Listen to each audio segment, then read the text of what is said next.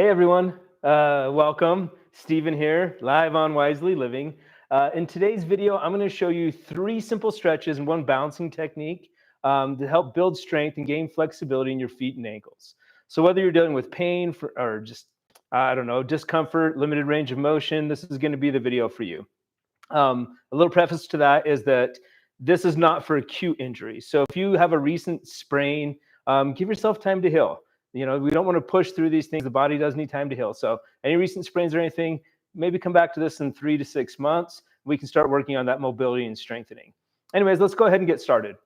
It should be noted that our ankles and feet do so much for us, and rarely do we take the time to actually work them out, give them that strength and mobility that they really need. We're so concerned about the rest of the body that the workhorses down below rarely get the time they need spent on them. So we want to make sure that they are going to be mobile and stable, and stability is always strength. I say this in all of my videos. It's all about mobility and strength. So we're going to work on increasing that range of motion and building that strength. So jumping into the stretches that I have here for you today, they're really simple. You will need a chair. I'm going to go ahead and scooch back just a little bit so you can actually see here. You want to kick your shoes off. Those will hinder your range of motion. The first thing we're going to talk about is rotation, and then we're going to work on flexion and extension. While these are 2 separate stretches, I'm going to do them each on one side before we transfer over because it's just easier to do it while the leg is up. So we are going to do this with the leg lifted, and keeping in mind that you only want to lift your leg as high as your back stays tall. So as soon as you start to round into your spine, you know that you've lifted just a little too high. So staying on the forward section of your chair, and keep in mind if this is too taxing for you, which happens a lot, you can actually do this by just keeping your heel flat on the ground. Because you can do our ankle rotations and the flexion and extension that way. And I know a client who actually says she does this in bed in the mornings before she gets up. She works on these same things because that way she doesn't have to worry about holding her leg up. So that is the way that I do it, but let's go ahead and jump right in. So it's really simple. I just rounded my spine like I told you not to. So keeping that tall spine, we're going to start here on the right side, and we're just going to start rolling out the ankle. And we're not just rolling it. We're going through that full range of motion. So I want you to push the ball of the foot towards the ground, pull the toes in towards your chest, really working it. And we don't have to get too excessive here, especially if you're just starting. And then we'll switch. Big rolls the other direction. And we bring it back to the center. Then working on that flexion and extension. So for the extension, or the extension, we're going to go ahead and push the ball of the foot towards the ground. And again, if your leg isn't lifted, you can keep your toes on the ground and just lift the heel. But the leg's elevated, we come here. And then we're going to work on flexion. So you're going to pull those toes towards your chest, and you're going to push out through your heel. And really send that energy outward. Act like you're pushing your heel to an imaginary wall. And you're going to feel this activate your entire leg. We'll go one more time each direction, working on our extension. And then drawing those toes in and pushing out through the heels, we work through flexion. And we're going to do a little bit of a follow along on this one. So let's go ahead and shake that out and switch sides. Sitting up nice and tall. Let's go ahead and lift that left leg up. Let's start rolling it out. Gosh, you can tell this is the ankle I broke. There's a reason I have a vested interest in this video. Clicks still a little, but yoga has done a lot to reduce my pain. And switching directions, pull those toes in, push the ball of the foot towards the ground, working through that full range of motion. Bring it back to the center, and working on extension, pushing the ball of the foot towards the ground. And flexion. Pull those toes in, push out through the heel, activate the leg. And extend. And one more time, let's flex. And go ahead and shake that out just a little bit. And you can actually do those to your comfort level. I was holding those on average between 5 to 10 seconds, but I wouldn't suggest, it's much more powerful than you think it is. So I really would suggest holding it much more than that, and really just like 2 reps on each side is great. Now the next one we're going to do, this is one they actually gave me in PT. I don't know if you know much about me, but I've broken like 17 different bones, torn ligaments, all sorts of things. So I've been through PT a few different times. But one that they gave me is they call it the alphabet. And it's so simplistic, but it's really powerful. And this would be one you want to try separate from the one we just did, because stacking them on top of each other can be a little too much, but I do want to demonstrate this.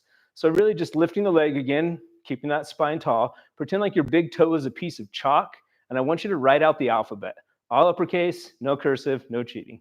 So it's just simply A, B, C, D, and so forth. I won't make you do it all because we did just do the flexion, extension, and rotation, and it can be a lot, but just both sides, keeping that tall spine, leg lifted, and the same thing on the opposite side. You'll go through A through Z, and maybe do it every other day. One day we're working on flexion, extension, rotation. The other day we're working on the ABCs, but don't stack them because it can be a little bit too much sometimes. All right, so the last thing I want to show you is just really simple balance. So let's go ahead. We're going to set that chair off to the side. And I want you to come to a nice tall stance. Take a look down at your feet. Make sure they're parallel with one another. Make sure they're stacked directly underneath your hips. And then I just want you to lift your toes. And as your toes rise, you should feel your weight shift to either side of the ball on both sides of the hill. So I want you to try to keep your weight there. And as you lay your toes down, try to make them nice and wide. Spread them out as far as you can. Then we're going to engage the thighs, the glutes, the core. We're going to lift the sternum. We're going to broaden the chest. We're going to reach up through the crown of the head. And these are just our stabilizing muscles that are going to help keep our balance better. But really, learning to balance is the best way to strengthen all that connective tissue, the ligaments, the fascia, the tendons. The way that we do this is by fighting for balance. So most times when people come into something, they get discouraged with balance. They come take one foot off the ground, like, I can't do it. But that I can't do it is how you're building the strength to move forward. When you fight for balance, that's how we strengthen that connective tissue. So the more often you challenge your balance, the better you're going to get at it. And that is by far the quickest way to strengthen your feet and your ankles. So I do it a lot just like playing around.